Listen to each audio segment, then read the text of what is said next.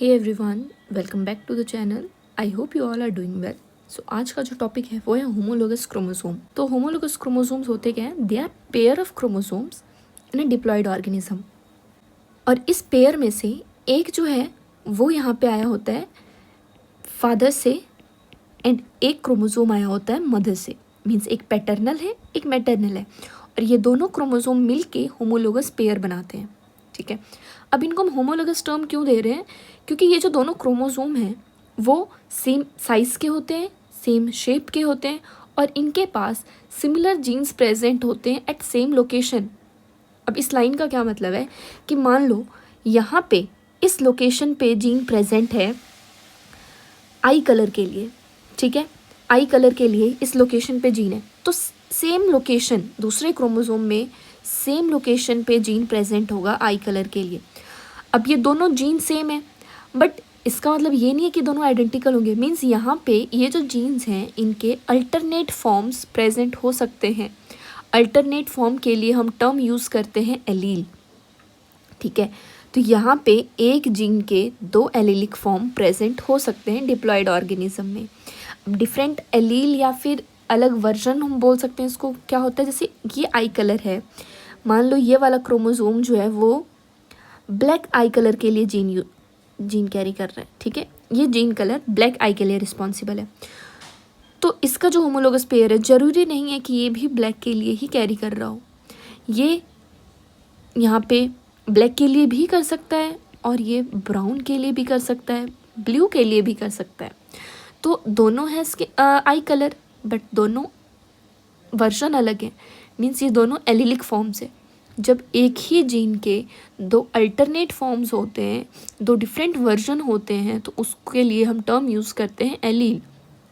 तो यहाँ पे सेम जीन सेम लोकेशन पे है, बट एलिलिक फॉर्म्स में हो सकते हैं। ठीक है, तो होमोलोगस क्रोमोसोम इम्पॉर्टेंट क्यों है?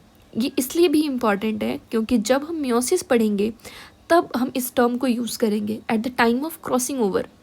क्रॉसिंग ओवर हमेशा होमोलोगस क्रोमोसोम्स के बीच ही होता है, होमोलोगस क्रोमोसोम के नॉन सिस्टर क्रोमेटिड्स के बीच में होता है। इसलिए हमें ये टर्म क्लियर होना चाहिए।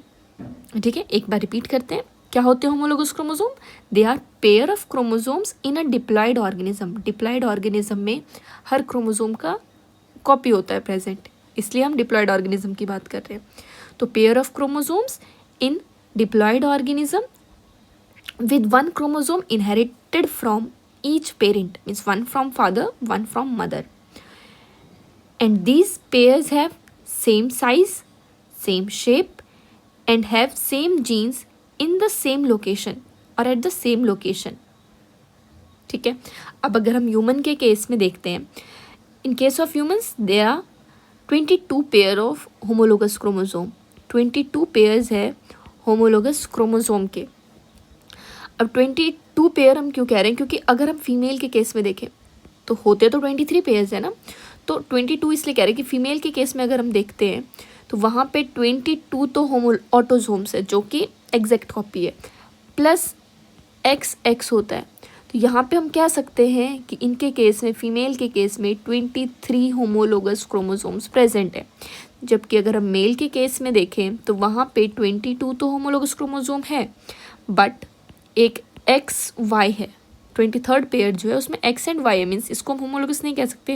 हालांकि कुछ पार्ट जो है इन दोनों का होमोलोगस होता है, बट कम्प्लीटली ये होमोलोगस नहीं है।